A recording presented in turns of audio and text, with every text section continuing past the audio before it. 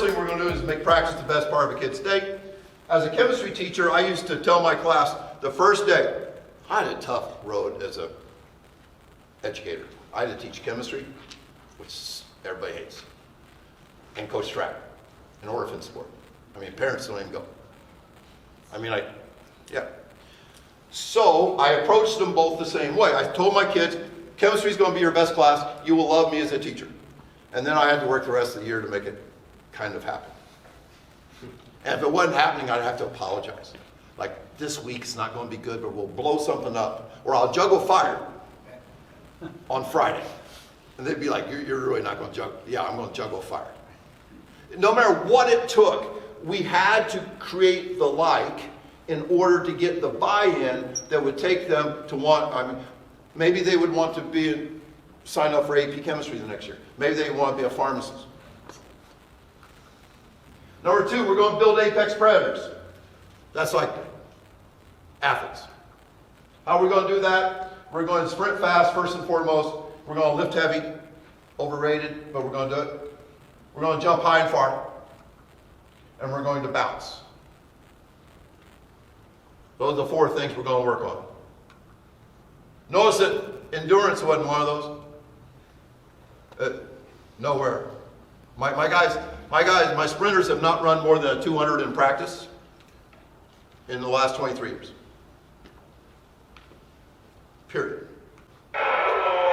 This is what fast looks like. I just have to have an excuse to show this when I talk.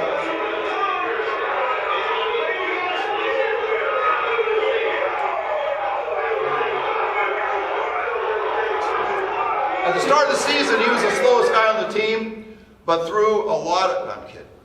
I'm kidding. You know, it's like pretty much every elite sprinter I've ever known was elite before they met their first good coach. They are elite early. Now, that doesn't mean I have no value with that kid. I mean, I think we did a good job with it. We are going to lift heavy, but there's not a single lift in the weight room that directly makes you faster. So get over it. It's good to be generally strong. Get stronger, that's good.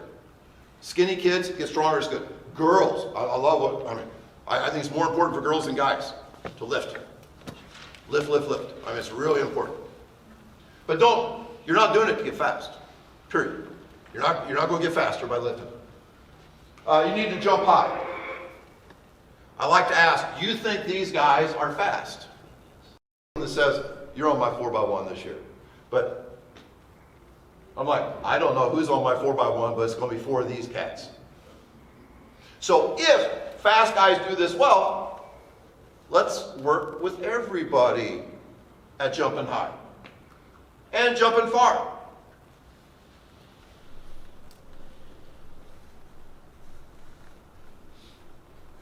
The guy in the blue sweat's the fastest guy. He jumps the farthest. No surprise to me. If you ever walk through the gym and see somebody tomahawk dunk, find out what his name is, talk contract with him, whatever it takes. He needs to be on your 4x1. Because jumping is a KPI of speed. And I think Rob would probably agree that speed is kind of a KPI of jumping. That athletes is kind of like, that's athletes. Bounce is the last one. It's kind of like jump, but the reactive force of bouncing I think is really important. I mean, he's an all-stater. I mean, he's fast. I mean, I know he's going to be fast because he bounces well, jumps high. Never let today ruin tomorrow. Hormesis is a cool term. It's really pharmacological. It's about drugs and medicine and stuff. But a guy named Paracelsus said, everything's a poison, nothing's a poison. It all depends on the dosage. We need to look at training like that. Now, when you look at it, you know, the actual, I think of aspirin. 2 aspirin, good for you, right? Cures a headache. 100 aspirins, it's called suicide. That's the way we need to look at training. And then Scholl says for every substance, small doses stimulate, moderate doses inhibit, large doses kill. I'm going to remind myself of this often tonight. because O'Malley's here. My goal is to train the minimum effective dose. My father used to call that hump the point of diminishing returns. Okay, he'd like to practice 2 hours early in the season. Why don't you practice 4? You literally will be worse after 4 hours than if you would not practice. You understand? The long practice may have a negative overall effect on your team. I think 2 hours might be too long too. You don't know where that hump is day to day with the same kid. For sure, different kids have different humps. So you always want to err on the upside. I think I was trained way down every day. How many of you got overtrained in at least one sport?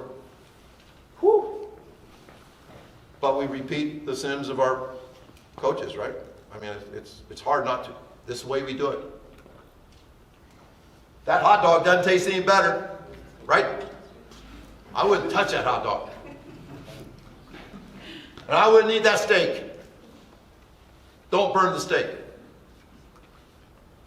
We want to get to the line 80% in shape and 100% healthy, not the other way around. Think about the other way around. 100% in shape, but I do have a bad limp. That doesn't work very good. But man, a lot of teams do that. A lot of them. Football's terrible. My coach used to say, my football coach in high school said, we're going to break you down and build you back up. Comes from the Marines. It's really a compliance, top down. You're going to listen to me because I'm going to break you. But still, some part, especially in this messed up male DNA, testosterone, all that stuff, somehow this stuff still appeals to us. We want to be Rocky, pulling the sled through the snow. I mean, we want to be that guy that outworks people. I don't understand it. Les Spellman, a good friend of mine, says if you make a profit every day, you'll never go broke. It's a cool way of saying consistent small gains. Dan John says if you bench press and add 1 pound to that bar, 2 half-pound every day, in a year you'll be the strongest guy in the world. What? 1 pound a day? If you make a profit every day, you'll never go broke. I've gone broke before. I used to take $100 with me as a young, reckless, dopamine-riddled gambler. Used to love the craps table. I'm a numbers guy. And I try to turn $100 into 1,000. You know what happens? You're at the ATM soon, because you're gone. Now, every time I ever gambled, I was ahead at some time. But I didn't have the discipline to walk away. Just like coaches, we probably get ahead in every practice. But we don't have the discipline to quit there. We want more. We want to add more mustard to that hot dog. Crazy. We want to keep cooking the steak. No pain, no gain is everywhere. But Charlie Francis said, athletes should never be sore from training. Like me, Charlie Francis was hyperbolic. Because if you say like, maybe this, maybe that, like Stu McMillan always says, oh, it depends, you know, like all that kind of crap, you never move the needle. Charlie wanted to move the needle. I think Charlie really meant athletes should never be intentionally sore from training. I mean, my kids are sore right now from what we did. They were sore on Tuesday after Monday. You know how much work we did? 60 seconds. We had 60 seconds of action in a 40-minute speed day. And they were sore the next day. Not intentional. I wasn't trying to get them sore. But if you're doing something intense that you haven't been doing, you're going to have some soreness. That's okay. But I don't think we are training to get sore. I think that's a big difference. Man, men love this. I mean, Plainfield North has the Navy SEALs Creed on an entire wall of the football locker room. I mean, I'm surprised our kids aren't wearing this shirt. Embrace the suck. I mean, this like gets men excited. My t-shirt hasn't sold as well.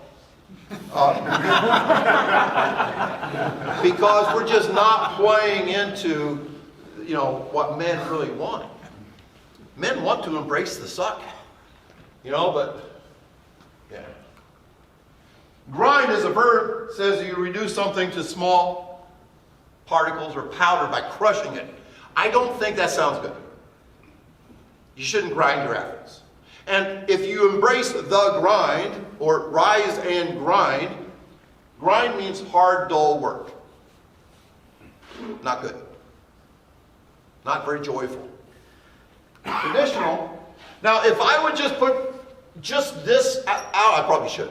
Have this on a slide. Say, how many people agree with that? Everybody raise their hand. We've all been raised. Hard work, high effort. But I built a new model. This says essential work, not more than we have to. And high performance.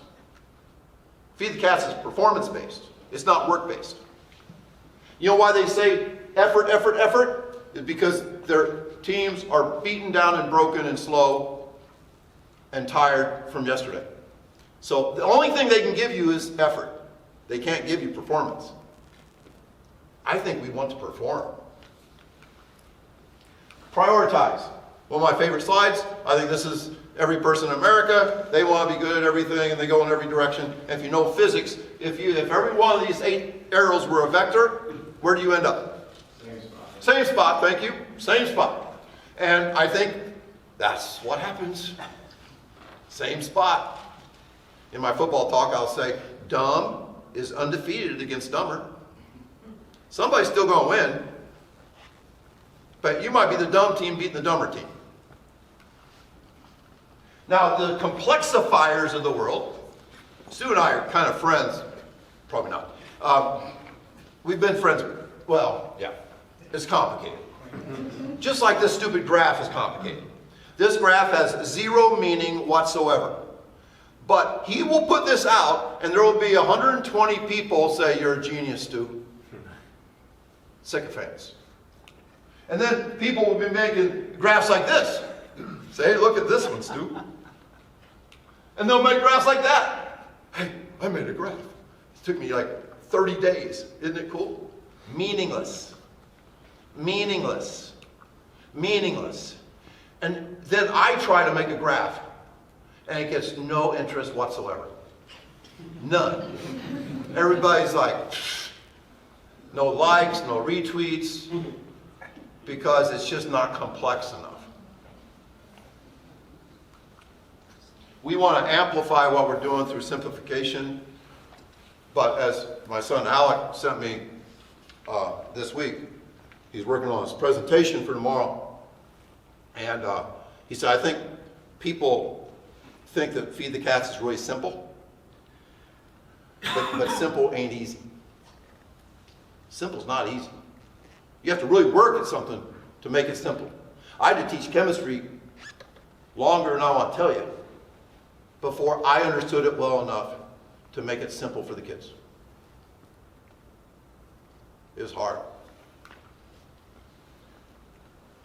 I don't think you disagree with this. Here's the problem. It's simple to say, okay, we're going to put our energy in the direction that counts, but then you have to figure out what direction counts. I think overall speed counts. That's kind of the direction I want to go. Other coaches want to go endurance, speed, flexibility, strength, speed endurance 2. I don't even know what those terms mean. I never took any of the courses, thank God. You know, I got to develop my own ideas. Number 6, tired is the enemy. Tired is the enemy. This is the final race of, I believe, the Olympics or World Championships of the decathlon, the 10th race. They are not tired because it was the 10th event. They're tired because this event sucks. This is like the mile. It's like 1,500 meters. And these guys are in pathetic shape for the mile. And you say, well, couldn't they learn from distance coaches how to prepare for this? Here's the problem. The other 9 events are speed and power events. Do you think if you trained like a Kenyan, 20-mile runs, you would throw the shot pretty good? Probably not. Run the 100, high jump, long jump, pole vault. So what happens is they train speed and power and they neglect this. This should be a lesson to all of us who are going every different direction, especially that endurance direction with sprinters. Stop it. Stop running laps. It's the name of my book. I've been writing for about a year and a half. I hope by next year it comes out. I flim-flam every day. Like one day I'm thinking this is the best high school sports book that's ever been written. And the next day I say, this is total shit. Now I've talked to some people who write and they say, oh, that's comic. That was my up and down every single day. So I don't know. I know that nobody else could write this because I'm in it. This is me. Authentic. Yeah. It's interesting. A lot of people think rest and recovery is soft. I don't think so. Cam Newton got a lot of yeah, we love Cam. This is like when he was somebody, like a couple years ago. When he talked about 5 hours of sleep a night, #grind. Didn't work out so good for him. It doesn't for anybody. You can't have 5 hours of sleep at night. McCaffrey, Brian Kula, his trainer, is a good friend of mine. McCaffrey says, rest for me is training. A less is more approach. In the summer, he doesn't do anything for more than 5 seconds. 5 seconds. Intensity, 5 seconds. Recovery, intensity. In the weight room, lift heavy, recovery, intensity. I asked Brian Kula, I said, now this is when he was with the Panthers. We had 1,000 yards rushing, 1,000 yards receiving 1 year. That's pretty good. I said, was there hell to pay? Did they do one of those stupid conditioning tests? He said, yeah, they did. The 16 110s in 16 minutes. I said, did he struggle? He said, no, he won it. I think we want to make, good athletes are pretty good at coming up with hard endurance. Let that stupid conditioning test be hard and let's stay athletic. Let's don't train like we run the marathon if you're a running back or run the 100 meters. It's my shirt. Dopamine is the chemical symbol. Dopamine allows us to be recklessly confident. Have you ever known that sprinters are a little bit hard to coach? Like the good ones, not the slow ones. I mean, the good ones are they're kind of cocky. They're full of dopamine. Every time you win, you get a little shot of dopamine. But the best 2 ways to get more dopamine is sunshine, not much of it around where I am, and sleep. The moon, sleep, good. Sunshine, sleep. Oh, and by the way, dopamine allows us to move our arms and legs faster. I know the level of coaching in Florida. Neil, I'm sorry, but I know you coach in Florida some, but Florida coaches aren't as good as coaches in the Midwest, but they're faster than we are. Sunshine. Sunshine. That's what does it. It's not the coaching. If those guys that are running 10 threes in Florida came up to the Chicago suburbs, they'd be running 10 sevens. And vice versa. Sunshine's really, really important. Get your kids out in the sun.